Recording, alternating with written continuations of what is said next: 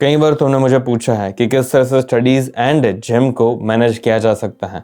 मैंने पर्सनली वो चीज़ की है। मैं अपनी पूरी स्टोरी बताऊंगा तुम्हें, ताकि तुम भी इस स्टोरी में से कुछ चीज़ें जान सको। किस तरह से मैंने मैनेज किया था वो अगर तुम्हें पता चल जाए तो फिर तुम भी अपनी लाइफ में इसे किसी ना किसी तरह से इम्प्लीमेंट कर पाओगे। क्योंकि ये बहुत इंपॉर्टेंट है कि इवन अगर तुम 11th 12th और कॉलेज में हो तो फिर तुम्हें स्टडीज़ के साथ जिम को मैनेज करना होगा। क्योंकि अगर तुमने उस मोमेंट पर अच्छे से जिम को अपने लाइफस्टाइल के अंदर बिठा लिया तो फिर चांसेस है कि पूरी जिंदगी के अंदर तुम इजीली हर रोज जिम में जाकर फेलियर तक ट्रेन कर पाओगे, हर रोज एक डिसिप्लिन्ड लाइफ जी पाओगे। एंड चाहे तुम जॉब पर जाओ या कोई बिजनेस करो, इससे कुछ फर्क नहीं पड़ता। जिम एक इंपॉर्टेंट चीज़ है। एंड अगर तुम्हें पता है कि किस तरह से जिम एंड टाइम को मैनिपुलेट करके तुम्हारी ड्रीम फिजिक बनाई जा सकती है, तो फिर चांसेस है कि कोई और भी चीज़ अगर तुम्हें अपनी लाइफ में चाहिए होगी तो फिर वो चीज़ भी तुम हासिल कर पाओगे। जब मैं 11th स्टैंडर्ड में था तब मुझे एक लड़की पसंद थी, जिसको इम्प्रेस करने के लिए मैंने फिटनेस हार्ड फिजिकल ट्रेनिंग करनी शुरू की थी। मैं सिर्फ फिटनेस के लिए मेरे गार्डन में नहीं जाता था, मैं गार्डन में जाता था, वहाँ पर मैं कैलिस्थेनिक्स करता था। एंड ट्रस्ट मी, मैं पागलों की तरह कैलिस्थेनिक्स करता था ताकि जितनी जल्दी हो सके उतनी जल्दी मेरी फिजिक लीन हो जाए एंड मैं एक single digit body fat percentage पर आ जाऊँ, मैं ज़्यादा हैंडसम दिखने लगूँ ताकि वो लड़की इंप्रेस हो जाए मेरे साथ। ऐसी सारी चीज़ें मैं करता था। लेकिन 12th जैसे ही आया वैसे मुझे पता लग गया था कि वो अब हाँ बोलने नहीं वाली। इसलिए फिर मैंने मूव ऑन करने की कोशिश की, लेकिन उसमें मैंने कुछ गलतियाँ करनी शुरू कर दी, जिसकी वजह से मेरे कुछ फ्रेंड्स जाने लग गए। मुझे वो फ्रेंड्स पसंद थे लेकिन फिर भी वो नहीं रहे, क्योंकि उसमें मेरी इमेच्योरिटी थी एंड ऊपर से मेरे कुछ गोल्स थे। एंड उन गोल्स के अंदर मेरे कुछ फ्रेंड्स बैठ नहीं पा रहे थे। हम लोगों की लाइफस्टाइल थोड़ी सी डिफरेंट थी एंड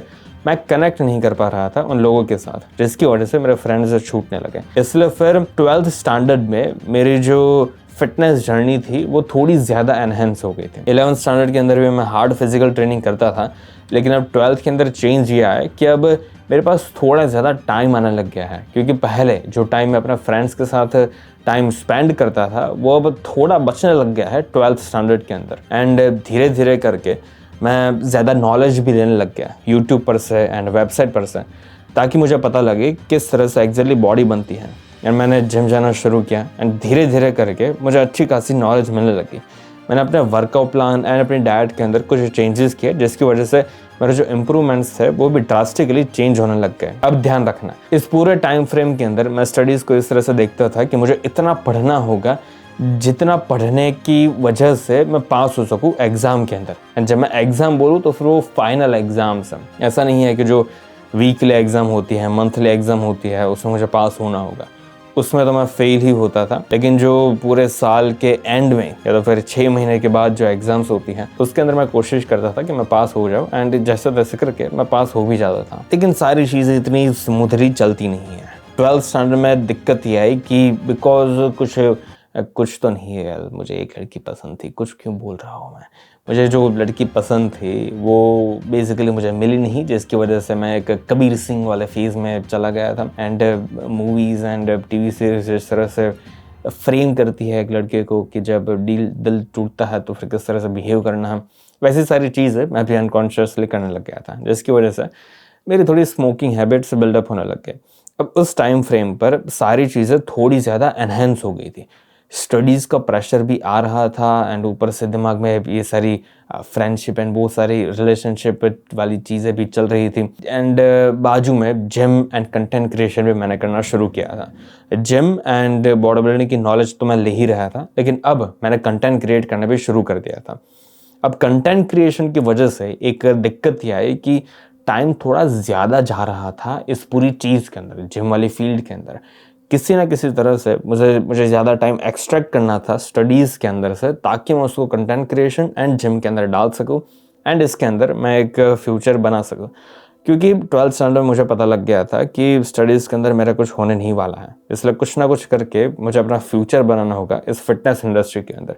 फिर चाहे वो कैलिस्थेनिक्स के अंदर हो, बॉडी बिल्डिंग के अंदर हो, या तो फिर कंटेंट क्रिएशन के अंदर हो। क्योंकि इसमें से अगर एक बार मुझे पैसे मिलना शुरू हो गए तो फिर मुझे फालतू की जॉब नहीं करनी होगी, ना तो मुझे कोई डिग्री करने के लिए कॉलेज जाना होगा। डिग्री में भी मुझे ऑब्वियसली कोई इंटरेस्ट था नहीं, क्योंकि मैं पढ़ने में उतना अच्छा हूँ नहीं। सो कंटेंट क्रिएशन की वजह से मुझे स्कूल में बंक मारने पड़ रहे थे, क्योंकि अगर मैं डेली स्कूल में जाकर पढ़ूँ, वेल पढ़ता कौन है 12th स्टैंडर्ड में स्कूल में जाकर, वो मुझे नहीं पता। लेकिन स्कूल में जो भी 5-6 घंटे मुझे स्पेंड करने थे, अगर मैं वो करता तो फिर ना तो वो टाइम मैं प्रोडक्टिवली स्पेंड कर पाता, क्योंकि मैं कुछ खास बोलता नहीं था क्लास में, क्योंकि मुझे मज़ा नहीं आता था, बहुत बेकार की फीलिंग आती थी क्लासरूम में। इसलिए फिर मैंने सोचा कि अब बंक मारना ही सबसे अच्छा होगा। एंड ट्रस्ट मी, बंक मारना मुझे लगता नहीं है कि अगर मैं अकेला होता तो फिर मैं बंक मारता, क्योंकि मेरे में उतना गुदा था नहीं। लेकिन बिकॉज मेरे फ्रेंड्स थोड़े ज़्यादा हिम्मत वाले थे, इसलिए उनके साथ मैं भी बंक मारता था। उस बंक मारने की वजह से मेरे पास थोड़ा ज़्यादा एक्स्ट्रा टाइम आने लग गया, जिसकी वजह से मैं उस टाइम को जिम में एंड मैं कंटेंट क्रिएशन के अंदर एंड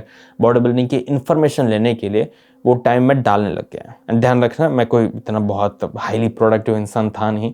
कई बार मैंने मूवीज़ एंड टीवी सीरीज़ में भी टाइम फोड़ा है अपना, जो अच्छी बात नहीं है, लेकिन तब मैं 16-17 साल का था, तब अब क्या ही बोल सकता हूँ मैं। उस फेज़ में तो सभी लोग थोड़ा टाइम वेस्ट करते ही हैं। अब इस टाइम पीरियड के अंदर जो बंक मारना हो गया एंड कंटेंट क्रिएशन हो गया, सारी चीज़ें ठीक ठाक जा रही थी, लेकिन अब फाइनल स्टेज आ गया था। 12th की एग्ज़ाम आने वाली थी, बोर्ड्स आने वाले थे, जिसके लिए मुझे अच्छी खासी मेहनत करनी होगी, क्योंकि अगर मैंने वो नहीं की तो फिर मैं फेल हो जाऊंगा बोर्ड में फेल होने से वैसे मुझे कुछ फ़र्क नहीं पड़ता, लेकिन दिक्कत यह है कि अगर मैं फेल हो गया तो फिर मुझे वापस से पढ़ना होगा, ताकि मैं वापस से उसकी एग्ज़ाम देकर शायद पास हो सकूँ।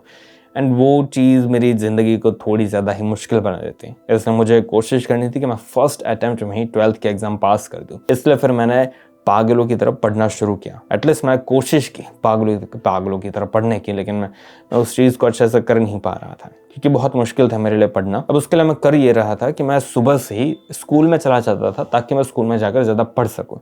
घर पर अगर मैं बैठता हूँ तो फिर मेरा मन लगता नहीं था पढ़ने में, क्योंकि content creation, body building and बाकी सारी चीज़ों के विचार आते थे दिमाग में, इसलिए फोकस करना ज़्यादा मुश्किल हो जाता था। इसलिए फिर मैं स्कूल में जाता था, अपने टीचर, अपने कुछ ऐसे फ्रेंड्स के आजू बाजू बैठता था जो ज़्यादा होशियार थे मेरे कंपैरिजन में। इसलिए फिर ऐसे एनवायरनमेंट में बैठकर किसी न किसी तरह से मैंने कुछ पढ़ना शुरू किया, एंड मैं पढ़ भी रहा था एंड मैं पास भी हो गया था। लेकिन एक दिक्कत ये आ रही थी कि उस टाइम फ्रेम पर मुझे कुछ ज़्यादा ही पढ़ना पड़ रहा था, जिसकी वजह से मैं मॉर्निंग से लेकर ऑलमोस्ट शाम के 7-8 बजे तक मैं स्कूल के आसपास ही था।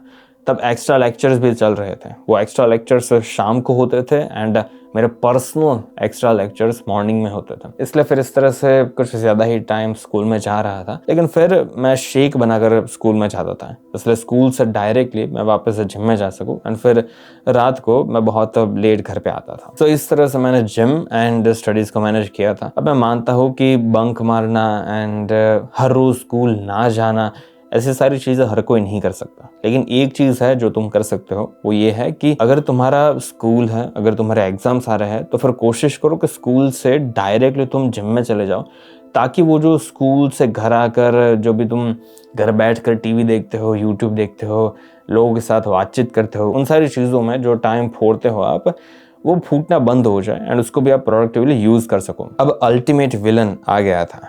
बोर्ड के एग्ज़ाम्स शुरू हो गए थे, एंड तब भी बोर्ड के एग्ज़ाम्स के बीच में आई थिंक कुछ हॉलीडेज़ होते हैं, 1 दिन के या तो फिर 2 दिन के, कभी कभी होते हैं। जनरली 1 दिन की छुट्टी होती है, ताकि लोग प्रिपेयर कर सकें। उस छुट्टी में मैं कोशिश करता था कि मैं जल्दी ही जिम में जाकर जल्दी से वापस आ जाऊँ, ताकि मेरा वर्कआउट भी हो जाए एंड आकर मैं जल्दी से रीडिंग करना शुरू कर सकूँ। हॉलीडेज़ में मैं जिम में जाता था, इवन बोर्ड्स के एग्जाम्स जब चल रही थी तब भी, लेकिन जब एग्जाम होती थी जिस दिन को, उस दिन मैं जिम में नहीं जाता था, ताकि मैं ज़्यादा पढ़ सकूँ एंड पास हो सकूँ, क्योंकि मुझे इस बात की भी टेंशन थी कि मैं पास होऊंगा या नहीं होऊंगा, क्योंकि मैंने पूरे 12th के अंदर रीडिंग नहीं की थी। मैंने बस लास्ट के जो 3-4 महीने होते हैं, जनवरी से बोर्ड के एग्ज़ाम तक, तभी मैंने रीडिंग किया था। जनरली जो हमारी स्कूल होती है वो अराउंड जुलाई, अगस्त या जून से शुरू होती है आई थिंक, एंड फिर दिसंबर तक चलती है, एंड फिर जनवरी से वापस से अराउंड अप्रैल मार्च तक चलती है। तो फिर ये जो पूरा स्टार्टिंग का स्टार्टिंग का फेज़ होता है स्कूल के अंदर, वो पूरा मैंने स्किप किया था, एंड फिर जनवरी से मेरी स्कूल शुरू हुई थी।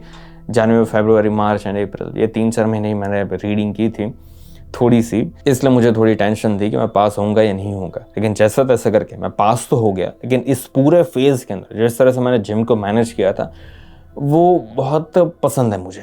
उस चीज़ को अगर मैं अभी भी याद करता हूँ तो फिर लगता है कि नहीं भाई, मैंने कुछ किया है। फाइनली मुझे ऐसा लगता है कि उस समय पर भी मेरे पास ऐसी चीज़ थी जो मैं चाहता था कि इसे मैं डेली करूँ एंड मुझे करना ही होगा, क्योंकि ये मेरे लिए प्रेशियस है। एंड ध्यान रखना है कि ये जब बोर्ड की एग्जाम्स चल रही थी तो मेरे पास ऑलरेडी मसल बेस की स्पॉन्सरशिप आ चुकी थी। वो बार्टर कोलैबोरेशन था, मतलब वो लोग पैसे नहीं देते थे लेकिन बदले में वो लोग मुझे प्रोडक्ट्स दे देते थे भर भर के, इसलिए उस चीज़ की भी खुशी थी। एंड फाइनली एक तरह का कॉन्फिडेंस आ गया था कि सोशल मीडिया पर भी थोड़ा सा ग्रो हो चुका हूँ, एक बड़ी कंपनी प्रोडक्ट्स भी सेंड कर रही है, इसलिए चांसेस है कि अगर मैं इसी तरह से मेहनत करता रहा तो फिर पैसे भी देगी। थोड़े देगी, कितने देगी, वो सारी चीज़ें पता नहीं थी, लेकिन एक कॉन्फिडेंस आ गया था। तो 12th स्टैंडर्ड के एंड तक मेरे पास ऑलरेडी 2 बहुत अच्छी चीज़ें आ चुकी थी। एक तो एक बहुत बड़ी कंपनी की स्पॉन्सरशिप थी एंड दूसरी चीज़ मेरे पास एक अच्छा सोशल मीडिया अकाउंट था जिसको मैं अच्छे से मोनेटाइज कर सकता था। एंड इन दोनों चीज़ों को मैंने प्रोबेबली सिर्फ एक ही रीज़न की वजह से मैं अचीव कर पाया था, एंड वो है प्रायोरिटी।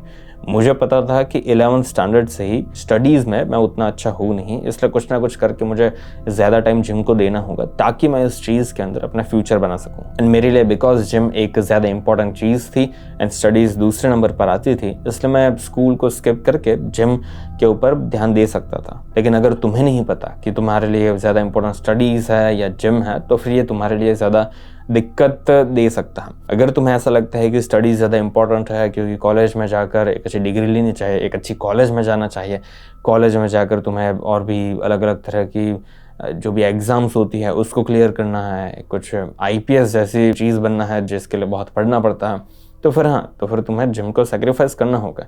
यहाँ पर मैं तुम्हें कोई फेक टाइम मैनेजमेंट के रूल्स नहीं दे सकता। अगर तुम्हें सही में बहुत अच्छा बनना है स्टडीज़ में तो फिर चांसेस है कि तुम्हें जिम कभी कभी स्किप करना होगा और तुम्हें जिम इस तरह से करना होगा जिसमें बहुत अच्छी फिजिक बनाना थोड़ा सा मुश्किल हो सकता है।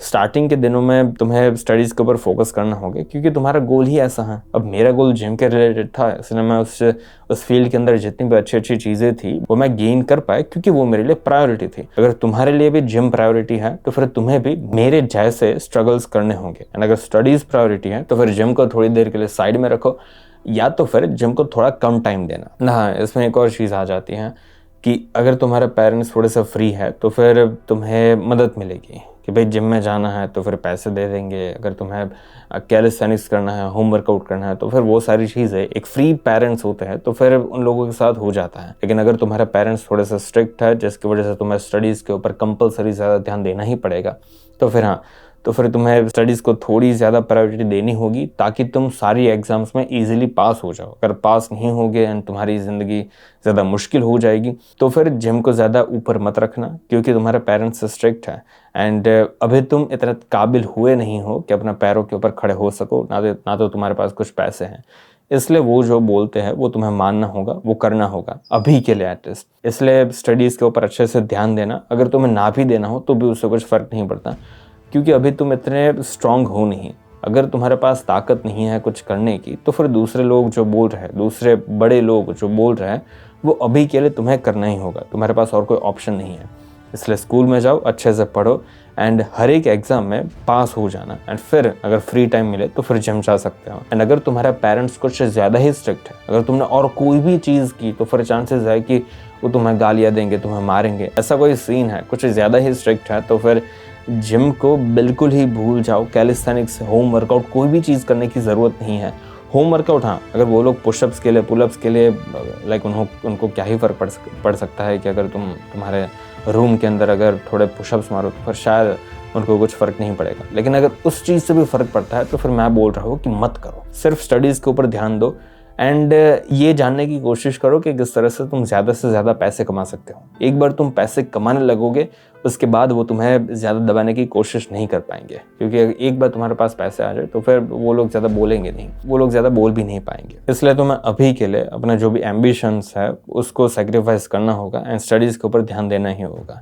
लेकिन हाँ, मोस्ट ऑफ द पेरेंट्स थोड़े से फ्री होते हैं, वो लोग बोलते हैं कि ठीक है भाई जो करना है वो करो, मैं भी तुम्हारे साथ हूँ, लेकिन स्टडीज़ में थोड़ा ध्यान देना, एग्जाम्स में पास हो जाना। एंड याद रखना, टाइम मैनेजमेंट करने के लिए तुम्हें 1000 यूट्यूब वीडियोस देखने की कोई ज़रूरत नहीं है। तुम्हारे पास एक तरह की विल टू पावर होनी चाहिए कि तुम्हें एक चीज़ चाहिए एंड उस चीज़ के लिए तुम कुछ भी कर सकते हो। अगर इस तरह की विल टू पावर है तो फिर चांसेस है कि जो भी एक्स्ट्रा टाइम तुम फोड़ते हो ऐसे ही चलने में, ऐसे ही बैठे रहने में, ऐसे ही मतलब फ्रेंड्स के साथ फालतू की बातें करने में, वो सारा टाइम तुम बचाने लगोगे, क्योंकि तुम्हारे पास एक मकसद है, एक चीज़ तुम्हें चाहिए एंड सीरियसली चाहिए, इसलिए तुम वो सारी चीज़ें करोगे जो भी उस चीज़ को हासिल करने के लिए करनी होगी। इसलिए अगर ऐसे विल टू पावर है तो फिर तुम्हारी लाइफ ऑलरेडी थोड़ी सिंपल हो ही जाएगी। इसलिए कोशिश करना है कि अगर तुम्हें जिम में जाना है, एक अच्छी फिजिक बनानी है, सोशल मीडिया पर ग्रो होना है, तो फिर वो जो चाहत है वो स्ट्रांग होनी चाहिए। बहुत वीक